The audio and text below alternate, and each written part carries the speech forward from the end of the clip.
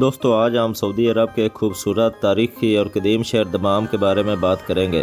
Dammam جسے عربی میں الدمام کے نام سے جانا جاتا ہے، یہ شہر اپنی آبادی کے لحاظ سے جدہ، ریاض اور مکہ مکرمہ کے بعد ملک کا چوتھا سب سے زیادہ آبادی والا شہر ہے۔ اسے گریٹر دمام بھی کہا جاتا ہے۔ اس شہر کی کل آبادی سال 2022 کی مردم شماری کے مطابق 15 لاکھ لوگوں پر مشتمل ہے۔ یہاں 1 کلومیٹر کے اندر 1500 لوگ آباد ہیں، یعنی آبادی زیادہ ہے اور رقبہ بہت ہی کم ہے۔ لیکن موجودہ وقت میں اگر تمام مضافات والے علاقوں پر نظر ڈالی جائے تو یہ اپنے رقبے سے بہت زیادہ وسیع ہو چکا ہے، یعنی اس کا کل رقبہ 800 مربع کلومیٹر ہے۔ دوستو یہ شہر سعودی عربیہ کا ایک ثقافتی، سیاسی اور سماجی شہر ہے۔ یہ شہر انتہائی خوبصورت اور نیٹ اینڈ کلین ہے۔ بادشاہ ابن سعود کی اجازت سے 1923 کے آس پاس داؤد سر قبیلے نے اسے آباد کیا تھا۔ یہ لوگ بحرین کے کسی علاقے سے ہجرت کر کے آئے تھے۔ یہ علاقہ دراصل ایک ماہی گیر بستی تھا۔ یہ سعودی عرب کی سرزمین کا وہ خطہ تھا جہاں سے ملک میں سب سے پہلے قدرتی تیل کی دریافت ہوئی۔ اگر تیل کی دریافت اور تاریخ پر نظر ڈالیں تو دمام میں کنووں کی کھدائی کا منصوبہ 1933 کے شروع میں ہوا۔ کنویں کی ڈرلنگ 1935 میں شروع کی گئی اور 19 فروری 1935 کو ختم کر دیا گیا۔ پھر کنویں کی کھدائی کو 30 اپریل 1935 میں دوبارہ شروع کیا گیا۔ انتھک محنت کے بعد یہ منصوبہ ناکام رہا، نتیجہ صفر نکلا اور 4 جنوری 1936 کو کام کو روک دیا گیا۔ پھر ایک دوسرے علاقے میں کنواں نمبر 2 کی کھدائی شروع کی گئی۔ اس علاقے میں مختلف مقامات پر ٹوٹل 5 کنووں کا منصوبہ تھا۔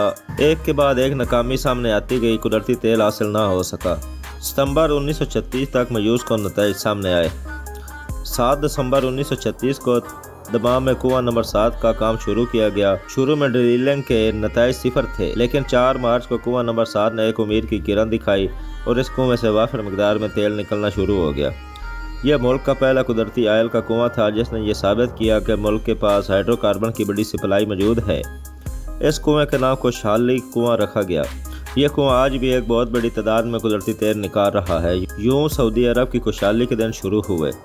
تیل کی دریافت اور ایک بندرگاہ ہونے کی وجہ سے اس شہر کو ایک انتظامی مرکز بنا دیا گیا۔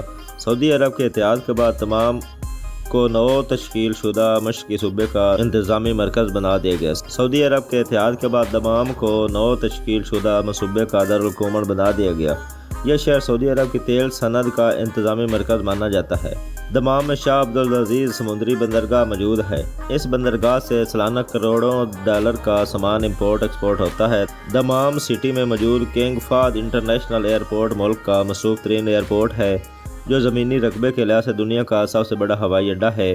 اس اڈے کا کل رقبہ 780 مربع کلومیٹر ہے اور یہ دمام شہر کے شمال مشرق کی جانب واقع ہے۔ دمام سعودی عرب کا ایک گرم ترین شہر ہے جہاں گرمیوں میں درجہ حرارت 40 ڈگری سے زیادہ رہتا ہے۔